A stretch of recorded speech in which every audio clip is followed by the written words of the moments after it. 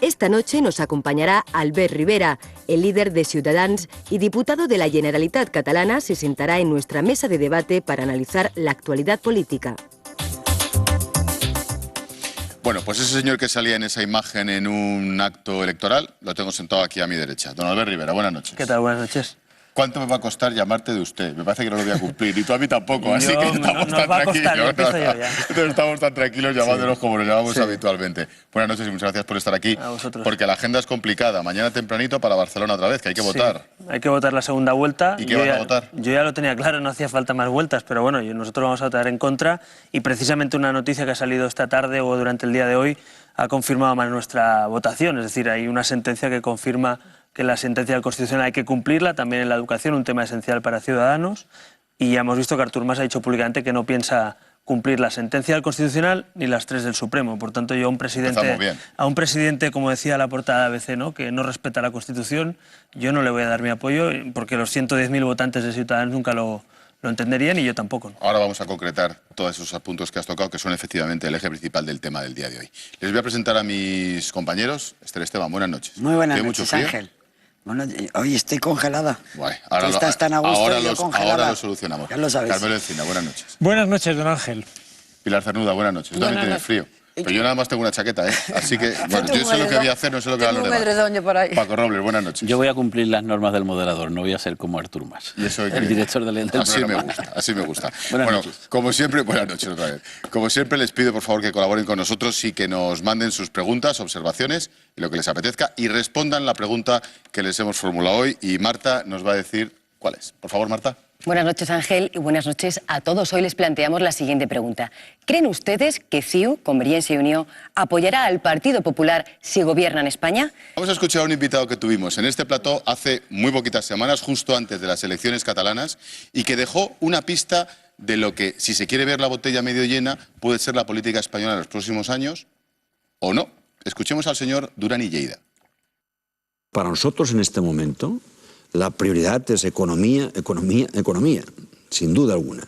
Y además, como que estamos hablando de Cataluña en particular, con una Cataluña que realmente a nuestro juicio está hecha unos zorros, con perdón de la expresión, ¿no? Es decir, en Cataluña hay una crisis institucional profunda, hay una falta de credibilidad de las instituciones, hay una crisis de la perspectiva nacional autonómica como consecuencia de la sentencia del Estatuto, hay una crisis económica y social también en Cataluña, y hay una profunda crisis de valores.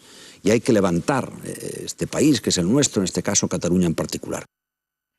¿A quién nos creemos, Albert? ¿A un Duran y Lleida que dice que lo primero es la economía, o a un Artur Mas que ha empezado, entre comillas, un poquito lanzado? Bueno, yo creo que es el juego que nos tiene acostumbrados ya a Convergencia y Unió, y los que vivimos y somos de Cataluña lo sabemos mejor, ¿no? Es decir, Artur Mas hace referéndums de independencia los fines de semana y los concejales de CiU los apoyan y los convocan. Artur Mas quiere hacer una transición nacional y hacer un derecho a autodeterminación, pero luego tenemos a Duran y Lleida, que los martes y los miércoles es monárquico, estadista y el político más valorado de España, ¿no? Es ese dualismo que a mí me parece que es una forma de vestirse de cordero para un fin quizá menos vasto, menos descarado que hacia el tripartito, menos burdo, si me permite la expresión. Pero desde luego el fin es el mismo. Artur Mas lo dijo antes de ayer en el debate, el objetivo sí es la independencia, pero hay que ir poco a poco para tener mayorías suficientes. O sea, no es que no la quiera, sino que no quiere perder un referéndum, lo dijo claramente.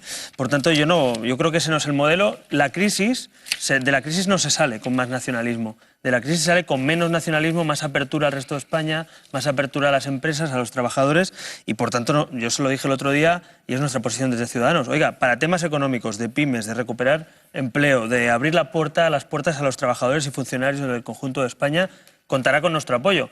Para aventuras independentistas, planes Ibarretxe a la catalana, inventos de transiciones nacionales y cosas de estas, para el Kosovo no cuente con nosotros. O sea, yo creo que ese es un modelo muy claro, el de Ciudadanos respecto a CiU. Es decir, para temas económicos cuente con nosotros, para temas de aventuras independentistas no solo no cuente, nos tendrá haciendo una dura oposición. Ha habido, tres sentencias del Supremo que dicen claramente que un padre que viva en Cataluña y quiera educar a sus hijos en catalán y en castellano y en español lo puede hacer. Convergencia y Unió ya ha dicho que no lo va a cumplir. Como objetivo de Artur Mas es el tema de la inmersión lingüística. Y eso se puede hacer. O sea, un presidente de la Generalitat puede decir públicamente no cumplo algo que me dicta el Supremo. ¿Y qué recorrido tiene eso? Es que dice que el Supremo no rige sobre normas autonómicas. Esa es la excusa. Bueno, pero el Supremo sí que rige sobre peticiones. Es que es absurdo desde el punto de vista jurídico. Es decir, eso viene de es una casación. El Supremo es el último órgano de un sistema judicial que es único. Y esos son padres catalanes que piden a la Generalitat poder educar a sus hijos en catalán y en castellano, las dos además, no solo en una. Entonces, ese modelo, que se dejen de rollo, si me permite la expresión, el Supremo por supuesto que rige, por supuesto que crea jurisprudencia, lo ha recordado la portavoz del Consejo General del Poder Judicial esta tarde, ha dicho esto lo ha recordado la porta, digo, no, la portavoz, y por tanto, efectivamente rige. Y yo lo que planteo es que yo creo que se ha acabado ya el darle más vueltas a esto. Oiga, hay que cumplir, y un presidente de la Generalitat con más razón tiene que cumplir. Y si no cumple, yo me comprometo en la medida de lo posible, no solo políticamente, hay padres, asociaciones y partidos que estamos dispuestos a llevar esto a la ejecución de esa sentencia, porque no olviden que un cargo público que no cumple una sentencia puede ser hasta delito. Y por tanto, yo no digo, ojalá no haya que llegar ahí. Desde luego, lo lógico sería que Artur Mas dijera, oiga, me bajo del burro y cumplo. Pero si no es así, lo que uno no puede permitir es que se violen los derechos fundamentales en una parte de España. Es que aquí hay muchos derechos que se violan. Primero, el más inaudito, es decir, que haya que ir a un tribunal para que se cumpla algo tan obvio, que es que tu hijo pueda aprender o tu hija pueda aprender el idioma de todos los españoles. Pero es que es una cosa, esto lo pones en Francia y dices, repítame qué es lo que me está contando. Pues claro, es que es inaudito. Inaudito. Yo creo que está muy bien el fomentar las lenguas de cada región, porque es riqueza, es cultura, pero bueno, que estén marginando al español es lo que no entiendo. Y luego hay una cosa, Albert, que yo tengo una duda. En el estatuto se recogía precisamente lo que estaba defendiendo hoy tanto Oriol Pujol como el propio Artur Mas, y es que la última instancia judicial en Cataluña fuera las instituciones judiciales. Pero eso el Constitucional lo echó atrás. Luego, entonces, ¿cómo van a insistir en algo que el propio Tribunal Constitucional lo ha echado atrás y que ha dicho claramente... Es que el Gobierno Central, si me permites, ayudó, ¿eh? Ayudó cuando dijo que ya buscarían el vericueto para adaptar... Bueno, entonces, ¿cómo? Pero de momento no lo han encontrado. De momento no existe ese vericueto.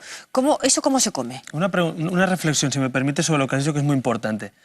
Preguntémonos por qué algunos no querían que nos dirigiéramos al defensor del pueblo, los catalanes. ¿Qué ha hecho el defensor del pueblo y la defensora?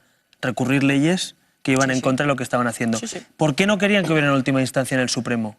Porque el Supremo genera jurisprudencia y casación para todos los españoles. Es decir, el Estatuto era también un instrumento político para hacer un cierre institucional dentro de Cataluña. Por eso algunos decíamos, oiga, yo quiero dirigirme al defensor del pueblo, yo quiero dirigirme al Tribunal Supremo, yo quiero ser español, en definitiva, en términos jurídicos y políticos, ¿no?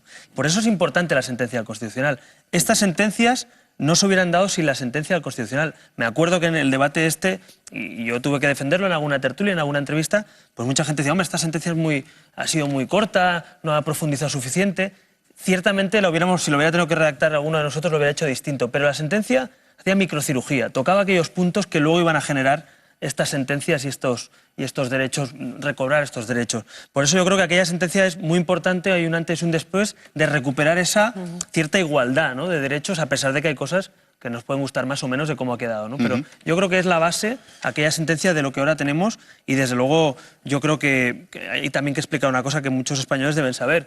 La mayoría de catalanes queremos no que se excluya una lengua a la otra, la mayoría de los padres quieren que se estudien las dos. ¡Qué envidia! Ojalá. Claro, no, lo digo porque estas sentencias dicen que se debe estudiar de forma equilibrada, que es lo más de sentido común y razonable que cualquier catalán que nos esté viendo sabrá que es la realidad social en Cataluña. Por tanto, ¿de qué están hablando? ¿De que se habla un 40%, un 40% de castellano en las aulas? ¿Eso es un problema en España? Una lengua que hablan 500 millones de personas. Es una broma, ¿no? Bueno, pues el problema es que, ya lo dijo ayer Artur Mas, el nervio de la nación catalana es la lengua catalana. Cuando alguien piensa eso, te lo está diciendo todo. Estás tocando el punto básico de esa construcción, de esa nación cultural que ellos quieren. Por eso están tan irritados hoy, porque saben que es un tema fundamental para el nacionalismo. Carmelo. Yo creo, Albert, que Mas, yo tengo esa sensación de que Mas no ha dicho nada en estos últimos días que no hubiera dicho antes.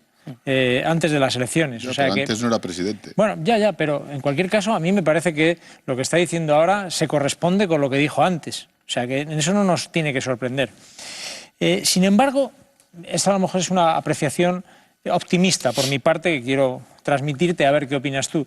Yo creo que Mas, lógicamente, no va a decir nada que no dijera antes, no va a cambiar el discurso ahora, porque eso sería también bastante impresentable para su electorado en general.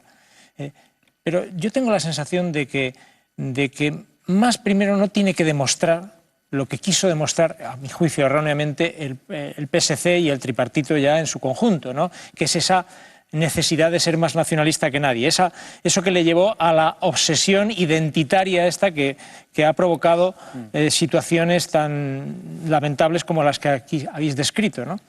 Entonces, ¿no tienes tú la sensación de que Mas ya tiene el pedigrí nacionalista contrastado y por tanto puede que se olvide o digamos atempere esas obsesiones que hemos visto hasta ahora en favor de resolver esos otros temas de los que estaba hablando Durán Lleida, temas económicos, temas de educación, temas importantes que hay en Cataluña y que yo creo que lo está viviendo la población de una forma mucho más intensa que estas otras mandangas, si se me permite el término? El otro día, en el debate de investidura, Artur Mas hizo claramente dos partes de su discurso. La primera, que era un debate pragmático, de administración pública, de economía, de pymes, de régimen económico, que podíamos suscribir, estoy seguro, el 70-80% de diputados de la Cámara. Yo se lo dije, oiga, en esto cuente con nosotros, pero habría una segunda parte del discurso, que era un discurso pues lejos de lo que dice Carmelo en ese sentido. Quería demostrar que, oiga, no se piensen ustedes que vamos a ser menos, que somos los mismos que éramos y que somos los nacionalistas de siempre. Es más, les pongo una nueva pelotita en el patio.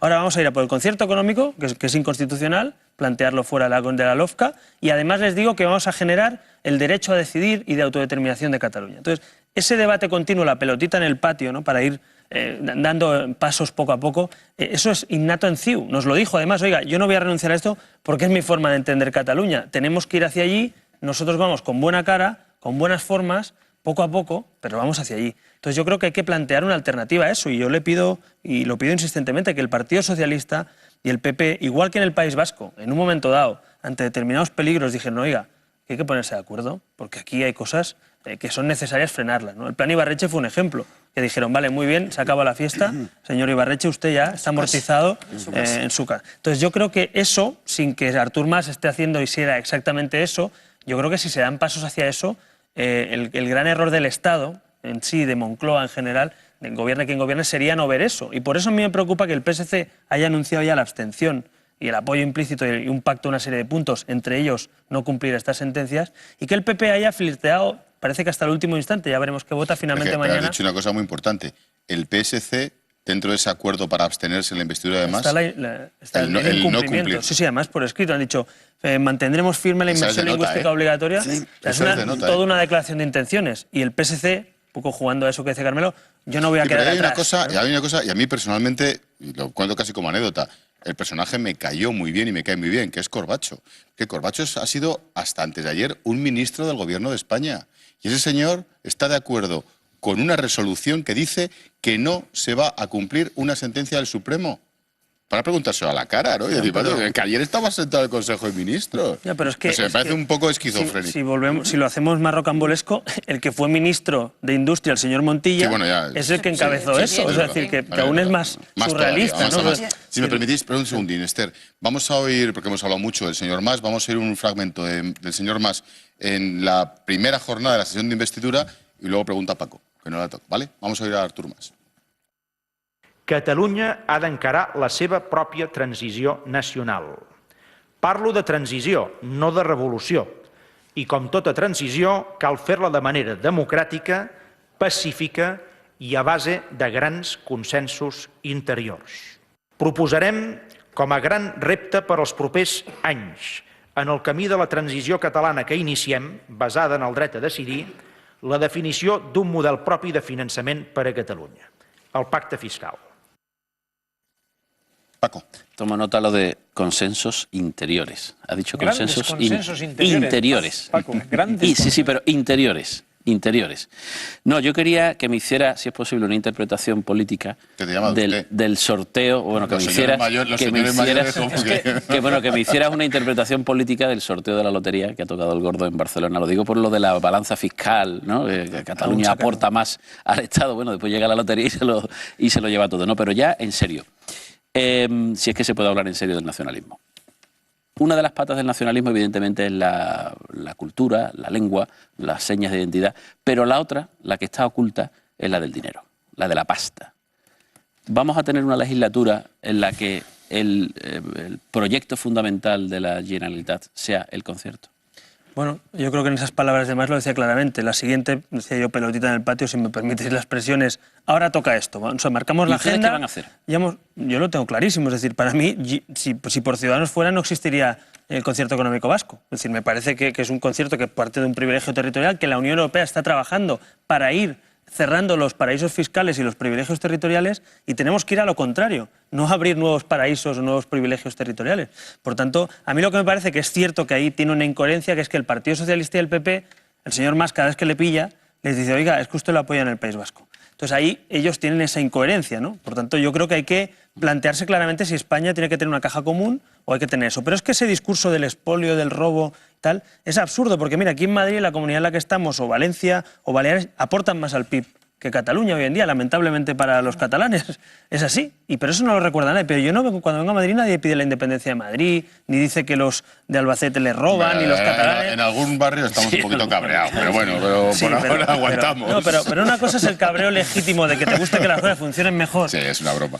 Ya lo sé. Pero quiero decir, pero que ese cabreo legítimo en un país existe. En Alemania también hay tensiones en el Senado, son lógicas. Pero una cosa es la tensión y otra es la secesión. Y el levantamiento de fronteras y el enfrentamiento es muy distinto, porque la tensión en un país federal o autonómico es lógica. Lo que no es lógico es levantar fronteras, ¿no? Como excusa, oiga, no funciona esto, pues me voy.